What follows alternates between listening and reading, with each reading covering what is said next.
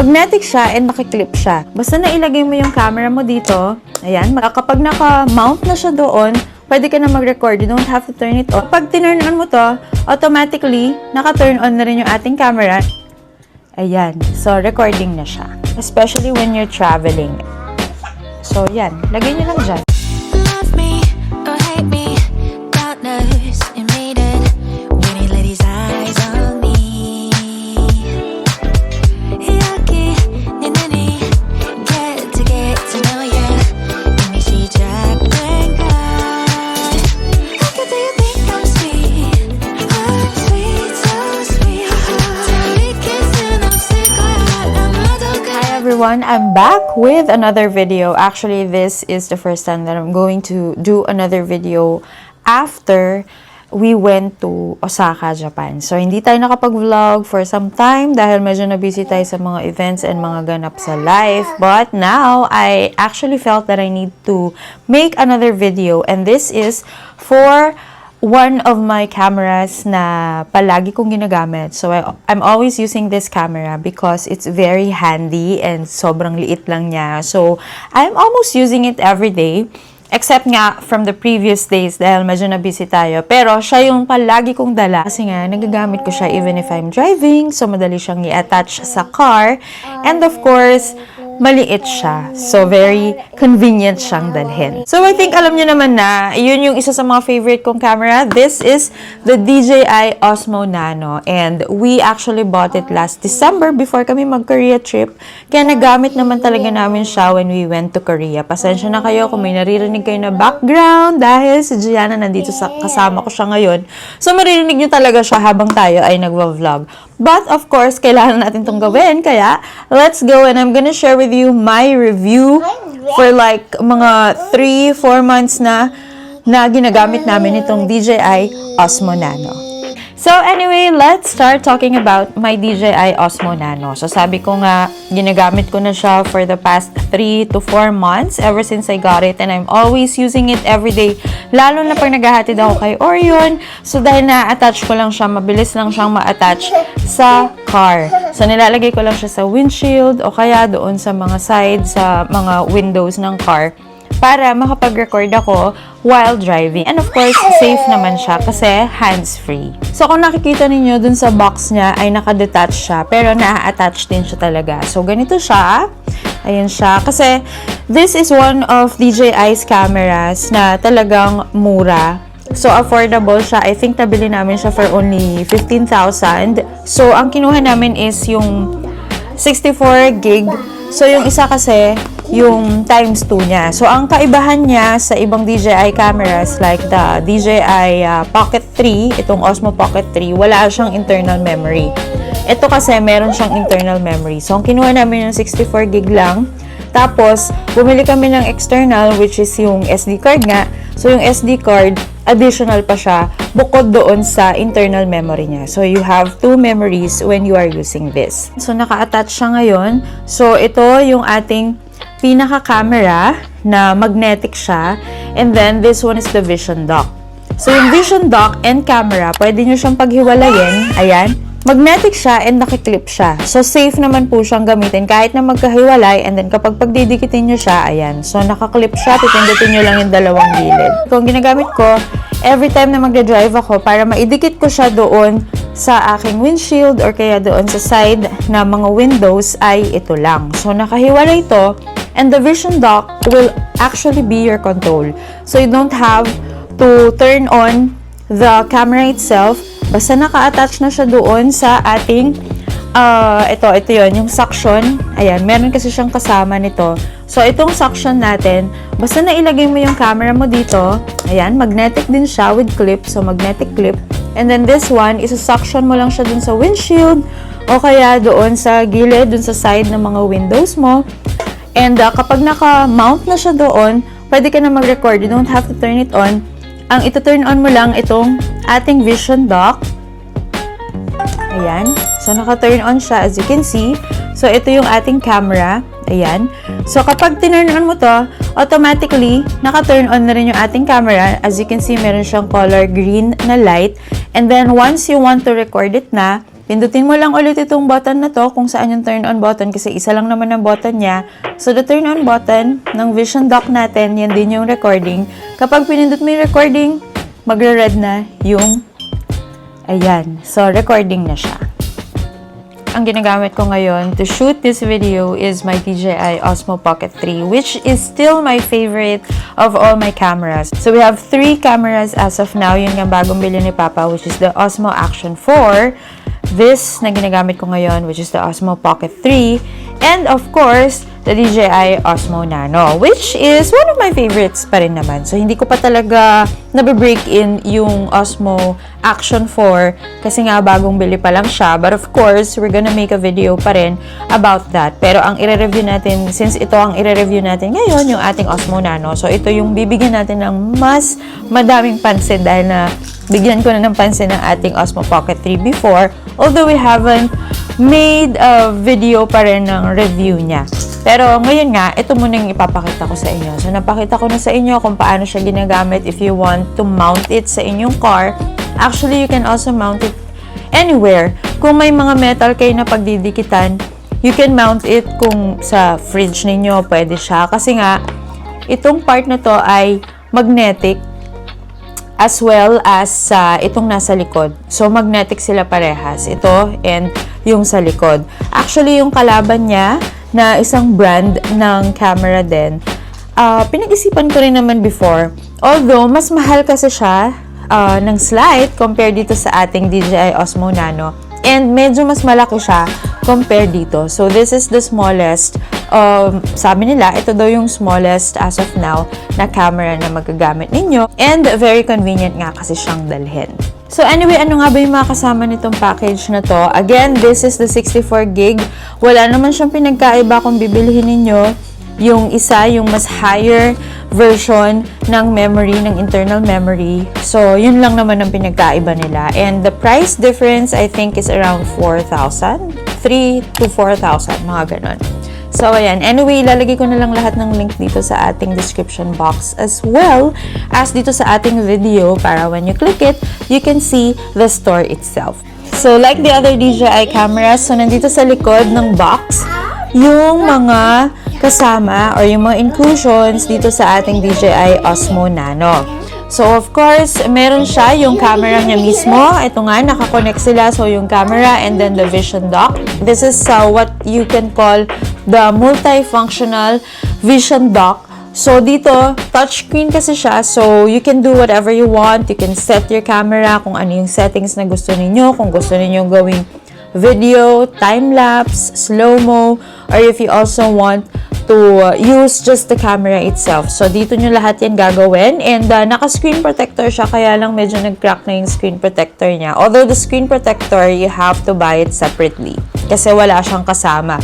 But, for this, meron po siyang kasama na parang pinaka-protector nung kanyang camera.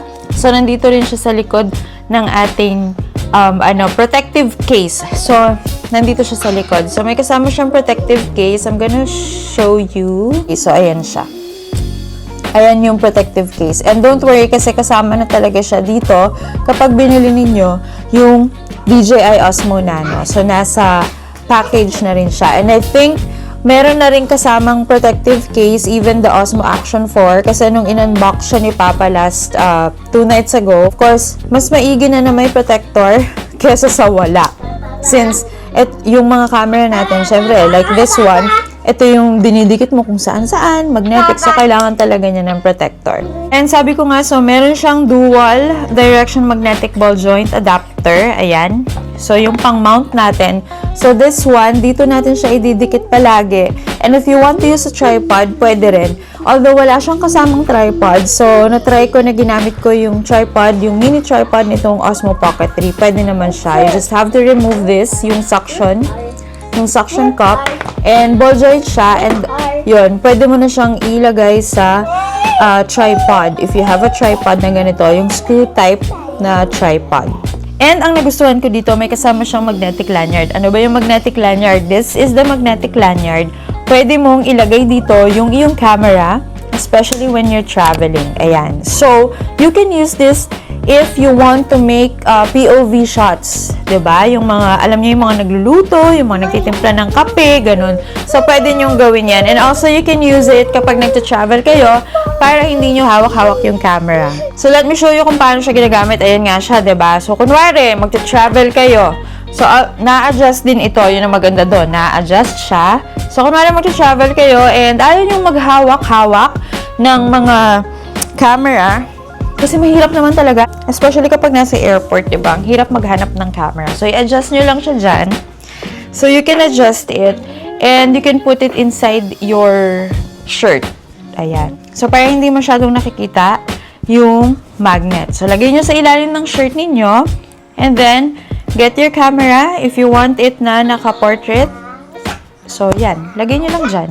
And then, vision dock, ayan, ito-turn on nyo lang yan, and then you can start recording na using your magnetic lanyard at wala kayong hawak. Pwede nyong ibulsa lang itong vision dock niyo. Ingatan nyo lang, ilagay nyo sa bulsa nyo or sa bag niyo. Kaya nga very important na meron siyang screen protector. And then just click nyo lang to para mag-turn on and then mag-record and then i-stop nyo na lang na ganon. So yan, very convenient. And one of the things pa na nagustuhan ko, wala kang kailangang pindutin dito sa vision dock to control kung paano yung orientation na gusto mo para sa videos mo. So, like this one, nakaganyan siya. So, naka-portrait ang orientation niya. If you want the landscape orientation, like for YouTube, yung mga ginagawa kong video, ginamit ko sa Osaka to, and sa Korea. So, if you want landscape videos for YouTube, then just put it like this. Diba? So, iganyan mo lang siya, and naka-landscape na yung videos mo. And then, yun, wala kang kailangang pindutin or piliin dito. Wala kang kailangan iset dito sa iyong vision dock. So, ganun lang. Igaganyan mo lang siya if you want portrait and if you want landscape, yan, nakaganyan lang siya. And then, ikaw na bahalang mag-edit. Anyway, wala pala siyang kasamang pouch. Unlike the DJI Osmo Pocket 3, ito yung kasamang pouch, yung Creator Combo. This one, it doesn't have pouch. So, ang ginagamit kong pouch dito, yung sa DJI Mini Mic Mini ko. So, dito ko siya nilalagay since maliit lang naman siya. And ang maganda rin dito, meron din siyang hat clip. So, ayan, magnetic hat clip. So, kasama din siya dito sa ating box. And, yun, ilalagay mo lang to sa hat. And then, ilagay mo yung camera mo dito. And you are, again, hands-free to use it sa mga adventures mo, pag namamasyal kayo and gusto mo mag-vlog. Although, kapag nakalagay siya sa hat, so ito lang ang orientation niya. Kasi kung gusto mong iganyan, I think you need to buy another attachment para sa hat mo. But still, hands-free ka pa rin, diba, na nagvo-vlog. Kung ayaw mong gamitin itong magnetic clip mo at mas adventures ka, gusto mo siyang gamitin sa cap mo or sa hat mo, this is fine. And of course, don't forget na meron din siyang kasamang cable. So, yung cable ko, actually, very convenient yung cable ng mga DJI cameras. Alam nyo, kasi kahit na maikli siya, you can use it as a fast charger. So, I'm using it sa power bank ko rin. Kasi Type-C siya. So, Type-C to C siya. So, I can use it sa iPhone. And I can use it sa mga Type-C na gadgets. Like, ito nga mga Osmo Pocket na cameras. And of course, all of my microphones. So, pwede ko siyang gamitin. Even sa power bank nitong Osmo Pocket 3. And again, dahil nga very convenient siyang gamitin, ito yung marirecommend ko na gamitin ninyo if you are adventurous or if you love to travel and if you want to take videos while you're driving. Kasi very convenient niya. Ang liit-liit lang niya. O, ganyan lang siya. So, meron pa siyang protective case. Kaya, hindi kayo mahihirapan. So, ang saya niya gamitin kapag nagda-drive. So, palagi ako nakagawa ng reels and of course, mga video sa YouTube, yung mga a day in my life, ganun. So, masaya siyang gamitin. And sabi ko nga dahil maliit lang siya and I always bring a small bag. So, talagang pwedeng-pwede ko siyang dalhin. Like ito, ginamit ko yung pouch. Actually, you can buy a separate pouch if you want. But since meron naman akong lalagyan na galing sa yung mic mini. So, dito ko na lang siya nilalagay. So, ayan siya. Nandito yung magnetic lanyard. I also put it here inside. And, of course, yung cable, actually, nandun siya sa power bank ko. So, this is my bag. Actually, gamit ko to kahapon dun sa event. And then, ayan, maliit lang siya. It's just a sling bag. Ayan. And, this is where I put my camera. Ayan, magkakasama na lahat dito sa loob. Dahil maliit lang siya, I can put it inside this bag ko. 'Di ba? And may laman pa yung bag ko nito. May mga wallet pa ako dito na maliliit. May alcohol, may wipes. Ayan, ganyan lang siya. 'Di ba? So, very sleek, very convenient to bring. Hindi mo kailangan ng malaking bag to bring it. Although, sometimes, nagdadala pa rin ako ng extra bag kasi nga, minsan, hindi lang isang camera yung dala ko pag umaalis. Minsan, dalawa kasama yung DJI Osmo Pocket 3. But maybe now, I won't be bringing it most probably sa lahat ng lakad.